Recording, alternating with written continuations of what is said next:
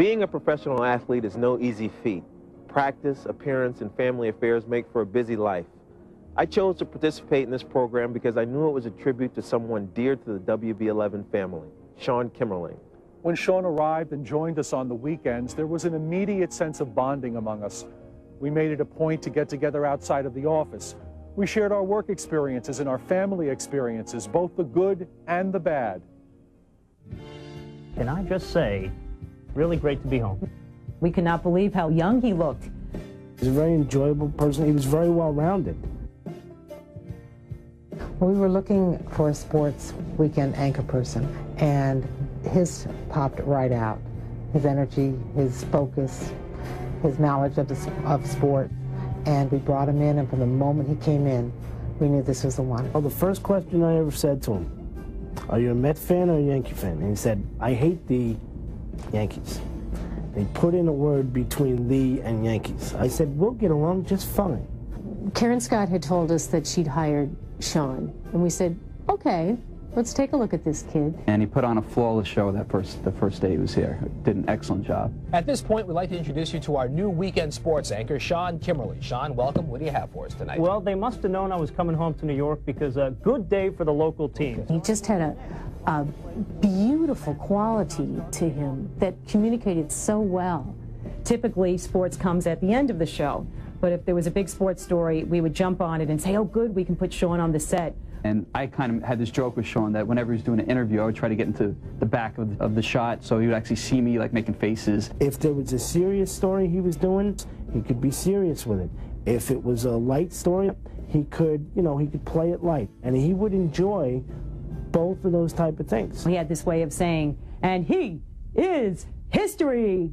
And he is history. Yes, Joe. I have to tell you, my fondest memory of Sean is every year we would go to a pool party at Joe Chaffee's house. I remember the first year Sean came, and we were a little surprised. We didn't know if a single guy would want to hang out with these family types out on the island, but he came, and he was really the life of the party. This last time we were there, we knew he was in a lot of pain. We didn't know why he was having back pain. He worked out like 4 to 5 times a week, and he just thought he just pulled a muscle, and the back was just getting worse and worse and worse. I didn't realize how serious it was. He thought maybe it was a herniated disc, pulled muscle, The doctor said, let's go for a CAT scan to make sure. He had the CAT scan, and they knew it was cancer. The only reason that I spoke publicly about my situation was because Sean Kimerling's story touched me so much. And by the end of the next day, it was a Friday evening, we got word that it was testicular cancer. So we thought it was a promotion from lymphoma. Testicular cancer was much more curable, or so we thought.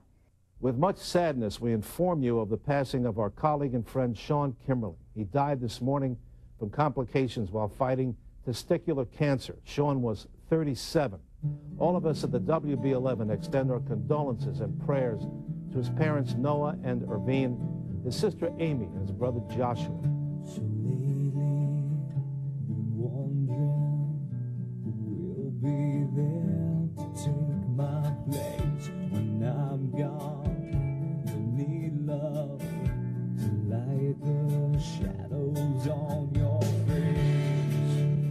A total shock.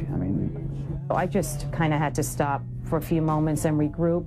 Never occurred to me that he was going to pass away. We were devastated.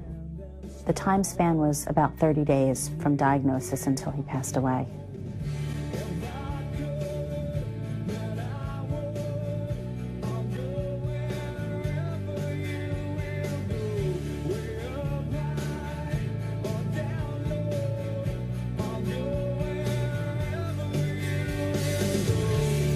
I was crying so much that Jimmy came in, and I had to tell Jimmy that one of his best friends had died. And it took like a half an hour where I just kind of went to one of the other rooms here, and it just kind of hit me, and I just lost it. It's still very hard for me to picture him gone from us. I would tell him I miss him. I miss him a lot.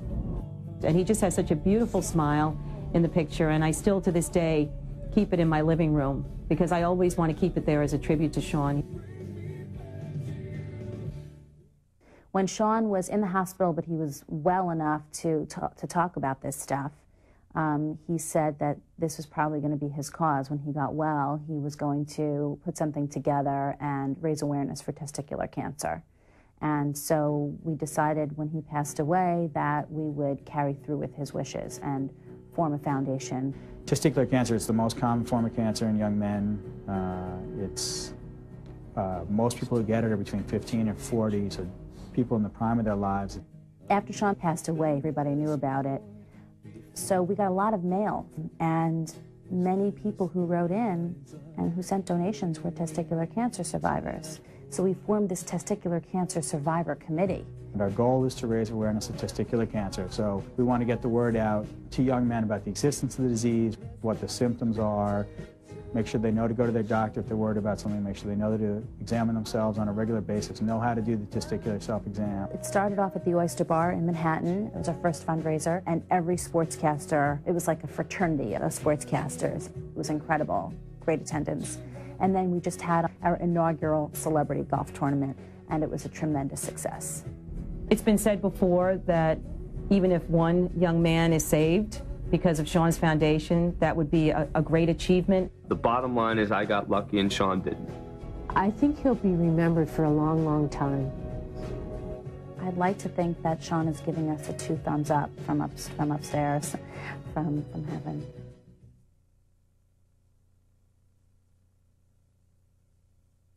If you'd like more information on testicular cancer, call the Sean Kimerling Testicular Cancer Foundation at 877-609-2690 or visit SeanKimerling.org.